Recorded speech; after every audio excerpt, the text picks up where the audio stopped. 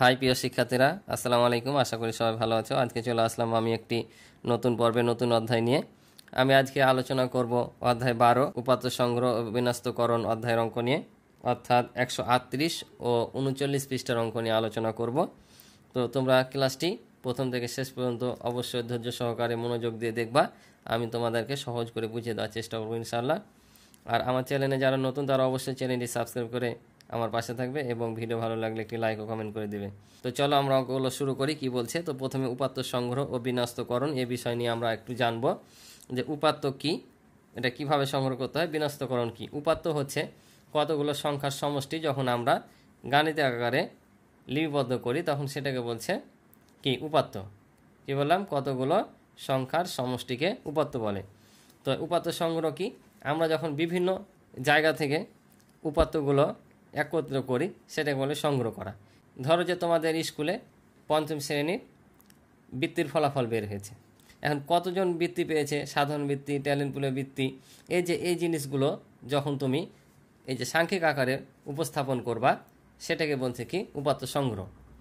এগুলোকে বলছে উপাত্ত সংগ্রহ করা। এবং বিন্যস্তকরণ কি, উপাত্তগুলো যখন আমরা সংগ্রহ করি সেগুলো কিন্তু বিভিন্ন এলোমেলোভাবে থাকে, ঠিক আছে।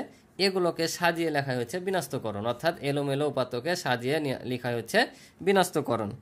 মনে করো তোমাদের শ্রেণীতে যতজন পড়ো তাদের ওজন এক একজনের মনে করো যে 30 কেজি, কারো 20 কেজি, কারো 25 কেজি, কারো হয়তো 35 কেজি। এই যে এলোমেলোভাবে আমি বললাম না, এগুলোকে যখন তুমি ছোটো থেকে বড়ো সাজিয়ে লিখবা যে 20, 25, 30, 35, এগুলোকে বলছে বিন্যস্তকরণ। এখন বলছে সারণী তৈরি করা। সারণী কি, যখন আমরা উপাত্তগুলোকে একটা নির্দিষ্ট ছকের মধ্যে আবদ্ধ করি তখন সেটাকে বলছে কি সারণী করা, ঠিক আছে। এই যে তোমরা দেখতে পাচ্ছ একটা ছক দেওয়া আছে, এগুলোতে যখন আমরা কি করব লিপিবদ্ধ করব সেটাকে বলতে সারণী, অর্থাৎ এটার নামই হচ্ছে সারণী। যখন আমরা সংখ্যাগুলোকে একটা ছকের মধ্যে আবদ্ধ করব ওই ছকটাকে বলছি সারণী, ঠিক আছে। এখন বলছে চলো আমাদের সামনে দিয়ে কতগুলো যানবাহন অতিক্রম করছে তা গণনা করার উপায় চিন্তা করি। এই যে দেখো এখানে যানবাহনের ছবি দেওয়া আছে অনেকগুলো। এটা বলছে কিভাবে আমরা গণনা করব তার উপায় খুঁজে বের করতে। তো এখন যদি আমরা এভাবে দেখি যে দেখো এখানে বাস আছে, মোটরসাইকেল আছে, কার আছে, সিএনজি আছে, ঠিক আছে না, অনেকগুলো এখানে যানবাহন আছে। এখন যদি আমি গুনতে যাই বাস কয়টা আছে, হুন্ডা কয়টা আছে, কার কয়টা আছে, তো একটা গুনতে চার একটা কি ভুলে যেতে পারি যে এখানে বাস আছে 3টা, কার আছে 4টা, সিএনজি আছে 1টা। এই যেভাবে করতে যাই আমরা কি ভুলে যেতে পারি না যে বাস কয়টা ছিল গুনলাম, কার কয়টা ছিল গুনলাম, হুন্ডা কত ছিল, এই যে তোমার এগুলো ভুলে যাব। ওই জন্য এটার একটা সহজ পদ্ধতি বের করতে হবে আমাদের। সহজ পদ্ধতি কি, ট্যালি চিহ্ন ব্যবহার করতে হবে আমাদের ট্যালি চিহ্ন দ্বারা সেগুলোকে প্রকাশ করলে আমাদের সহজ হবে। তো ট্যালি চিহ্নটা কি, এই যে দেখতে পাচ্ছ লম্বা লম্বা দাগ দেওয়া আছে, এগুলোকে বলছে কি ট্যালি চিহ্ন। এভাবে যদি তোমরা বের করো তাহলে অঙ্কগুলো অর্থাৎ সংখ্যা গণনা করা খুব সহজ, কারণ সংখ্যা গণনার এটি একটি অতি সহজ পদ্ধতি। তো একটি যানবাহন যখন যানবাহন পাবে তখন একটা দাগ, 2টা পেলে 2টা, 3টা পেলে 3টা, 4টা, এভাবে করতে যখন 5টা আসবে তখন এভাবে একটা দাগ দিতে হয়, ঠিক আছে। কারণ 5টা হবে তখন 1, 2, 3, 4, 5 না দিয়ে এভাবে দিলে গণনা করা সুবিধা হবে। কারণ আমরা যখন এভাবে দিয়ে দেবো তখন বুঝতে পারলাম এখানে 5টা, আবার নতুন করে একটা দেবো, আবার 5টা হলে আবার 5টা দেবো, তাহলে গণনা করা সুবিধা হবে যে 5, 10, 15 এভাবে, ঠিক আছে। ওই জন্য 4টার সময় 5টা যখন আসবে তখন একটা বাঁকা করে এভাবে দাগ দেবা, সমানভাবে দিবা না, ঠিক আছে। যদি সোজাভাবে এটা দাও তাহলে জানবা এটা কাটা, ঠিক আছে। সবসময় দিতে হবে বাঁকা করে, হয় এদিকে দিবা না হয় এদিকে দিবা, যেদিকে হোক একদিকে দিবা। তাহলে ট্যালি চিহ্ন বুঝতে পারলা যে কোনটা, ঠিক আছে। তাহলে এখন 39 পৃষ্ঠায় যে অঙ্কগুলো আছে এটা বলছে যে দেখো যে আমরা ট্যালি চিহ্নের সাহায্যে যানবাহনের সংখ্যাকে প্রকাশ করতে চাই। চলো ডান পাশের সারণীটি পূরণ করি। তাহলে এগুলো আমরা কি করতে হবে, এখন পূরণ করতে হবে। এই যে এখানে যে যানবাহন ছিল দেখলাম, এই যানবাহনগুলো এখানে আমাদের কি করতে হবে, সংখ্যা আকারে ট্যালি দ্বারা প্রকাশ করতে হবে, ঠিক আছে। তো চলো আমরা ট্যালি দ্বারা এটা প্রকাশ করে নিই। তো দেখো প্রথমে কি দেওয়া আছে, বাইসাইকেল দেওয়া আছে, কার দেওয়া আছে, মোটরসাইকেল, বাস, সিএনজি। তাহলে আমরা প্রথমে কি করব, বাইসাইকেল কয়টা আছে বের করে নেব। তো এখানে ওদের বের করে দেওয়াই আছে বাইসাইকেল কয়টা, তো আমরা একটু গুনে দেখে নিই যে বাইসাইকেল কয়টা আছে। 1টা, 2টা, এই যে এখানে একটা 3টা, ঠিক আছে। তাহলে আমরা এখানে কি করব, 3টা দাগ দেবো, 1 2 3। তারপর কি আছে, কার আছে, কার কয়টা আছে গণি। এই যে তোমরা দেখতে পাচ্ছ কার 1টা 2টা 3টা 4টা 5টা, তাহলে কয়টা কার আছে, 5টা। তাহলে আমরা এখানে কি দেব, 5টা দাগ দেবো। এই যে 4টা আসলাম, 5টা যখন আসবে তখন আমরা এভাবে একটা বাঁকা করে দেবো, তাহলে 5টা পেলাম। তারপর কি আছে, মোটর সাইকেল। মোটর সাইকেল এখন কয়টা আছে দেখি। মোটর সাইকেল দেখো, এই যে 1টা 2টা 3টা 4টা 5টা 6টা মোটর সাইকেল আছে, 6টা। তাহলে 1 2 3 4 5 6, ঠিক আছে। তারপরে কি আছে, বাস আছে। বাস কয়টা আছে, 1 2 3। বড় বড় যানবাহন আমরা দেখতে পাচ্ছি 3টা, 1 2 3। তারপর সিএনজি কয়টা আছে, সিএনজি আমরা দেখতে পাচ্ছি এই যে মধ্যখানে একটাই মাত্র সিএনজি আছে, তাহলে আমরা কয়টা দেব, একটা। এই যে আমাদের ট্যালি চিহ্ন দ্বারা এটাকে প্রকাশ করা হয়ে গেল। এটাই আমাদের করতে বলেছিল, আশা করি তোমরা বুঝেছো। তো এখানে তোমরা আরেকটা জিনিস দেখে নিতে পারো, যেখানে যানবাহন কতগুলো আছে তোমরা দেখে নিবা। তারপর এখানে যতগুলো পেয়েছি মিলিয়ে দেখবা যে সমান আছে কিনা, ঠিক আছে। যদি সমান না থাকে তাহলে জানবা যে এক একটা হয়তো ছাড়া পড়েছে। তো এখানে মোট যানবাহন আছে যে 1 2 3 4 5 6 7 8 9 10 11 12 13 14 15 16 17 18টা।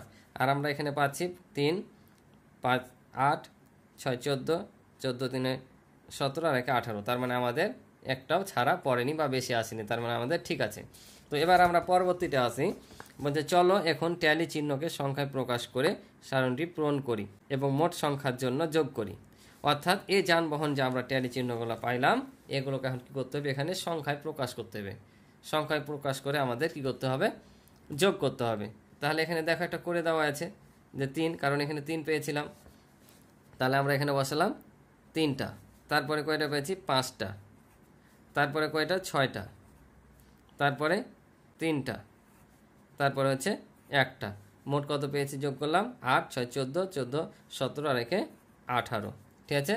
এই যে আমাদের মোট যানবাহনের সংখ্যা বের হয়ে গেলো। মোট যানবাহন ছিল ওখানে কয়টা, 18টা, ঠিক আছে। আশা করি বুঝেছ। এখন বলছে দেখো যে কোন ধরনের যানবাহন বেশি ব্যবহৃত হয়েছে, কোন ধরনের যানবাহন। তাহলে দেখো তো আমরা কোন ধরনের যানবাহন এখানে পেয়েছি সবচেয়ে বেশি, 6টা কি পেয়েছি, মোটর সাইকেল না। তাহলে মোটর সাইকেল কি বেশি ব্যবহৃত হয়েছে, তাই না। তাহলে আমরা এখানে লিখব মোটর সাইকেল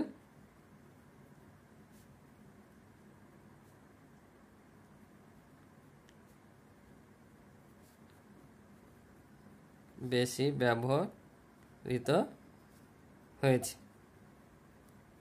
ঠিক আছে। মোটর সাইকেল বেশি ব্যবহৃত হয়েছে। তারপরে বলছে দেখো কোন ধরনের যানবাহন কম ব্যবহৃত হয়েছে, কোন ধরনের। তা দেখো তো এখানে সবচেয়ে কম ব্যবহৃত হয়েছে কোন যানবাহনটা, সিএনজি না। তাহলে আমরা এখানে কি লিখব, সিএনজি সবচেয়ে কম ব্যবহৃত হয়েছে। তাহলে লিখব আমরা সিএনজি কম ব্যবহৃত হয়েছে, সিএনজি কম ব্যবহৃত হয়েছে। এটাই ছিল আমাদের উত্তর। তো আশা করি অঙ্কগুলো তোমরা বুঝেছ। তো এখন দেখো পরবর্তী একটা অঙ্ক বলছে 1 নম্বরে যে শিক্ষক শ্রেণীকক্ষে এলোমেলোভাবে বিভিন্ন ফলের নাম বলছেন, মনোযোগ দিয়ে শুনে ট্যালি চিহ্নের সাহায্যে ফলগুলো সংখ্যা লিপিবদ্ধ করো এবং পরবর্তীতে ট্যালি চিহ্নকে সংখ্যায় প্রকাশ করে নিচের সারণীটি পূরণ করো। অর্থাৎ এখানে দেখতে পাচ্ছ যে ফলের নাম ট্যালি চিহ্ন সংখ্যা দেওয়া আছে। এটা তোমাদের শ্রেণীকক্ষে শিক্ষক ফলগুলোর নাম বলবে এবং তোমরা নামগুলো শুনে শুনে তোমরা ফলের নামের পাশে একটা করে ট্যালি চিহ্ন দিবা। যখন যে ফলের নাম বলবে তখন পাশে একটা করে কি দিবা, দাগ দিবা। যখন 4টা থেকে 5টা হবে তখন কি করবা, এই যে এভাবে কেটে দিবা, ঠিক আছে, 5টা 5টা করে। তাহলে কি বললাম, শিক্ষক একটা করে ফলের নাম বলবে আর একটা করে ট্যালি চিহ্ন দিবা। তারপর যখন শিক্ষক থেমে যাবে অর্থাৎ আর বলবে না তখন সেগুলোকে এখানে সংখ্যায় প্রকাশ করে দেবে, ঠিক আছে। এই যে দেখতে পাচ্ছ এভাবে, ঠিক আছে। তো এখানে 2টা ছকে করে দেওয়া আছে, 2টা ছকে করলাম, এখানে একটা ছকে তোমাদের করা লাগবে। তো এই অঙ্কটা মনে করো যে আমি তোমাদেরকে এখন একটা একটা করে ফলের নাম বলবো, যে ফলগুলোর নাম এখানে দেওয়া আছে। তোমরা এই ছকটা উঠিয়ে নিবা। আমি একটা করে ফলের নাম বলবো আর একটা করে ট্যালি চিহ্ন দিবা, দিয়ে এখানে সংখ্যায় প্রকাশ করবে। ঠিক আছে, তো তোমরা খাতা কলম নিয়ে ভিডিওটি স্টপ করে বা পুশ করে রেখে তোমরা আগে ছকটা কেটে নাও। আমি যখন ফলের নাম বলবো তখন তোমরা একটা করে ফলের নাম বলবো আর তোমরা একটা করে ট্যালি চিহ্ন দিবা। ঠিক আছে, তো আমি বলছি, তোমরা একটা করে তাহলে ট্যালি চিহ্ন দিবা। ঠিক আছে, আমি কিন্তু এলোমেলোভাবে বলবো, তোমরা লিখবা। তো লিখো কমলা, আপেল, কলা, পেয়ারা, কমলা, কমলা, আপেল, পেয়ারা, কলা, কমলা, পেয়ারা, আপেল, কলা, আপেল, কমলা, কলা, পেয়ারা, আপেল। তো ঠিক আছে, এটি তোমরা এখন এগুলো সংখ্যায় প্রকাশ করে নিবে। ঠিক আছে, আজকে এ পর্যন্তই। আশা করি তোমরা অঙ্কগুলো বুঝেছো। তো ভিডিও ভালো লাগলে অবশ্যই ভিডিওতে একটি লাইক কমেন্ট করে দিবে। দেখা হবে পরবর্তী নতুন পর্বে। ভালো থাকো, সুস্থ থাকো, আল্লাহ হাফিজ।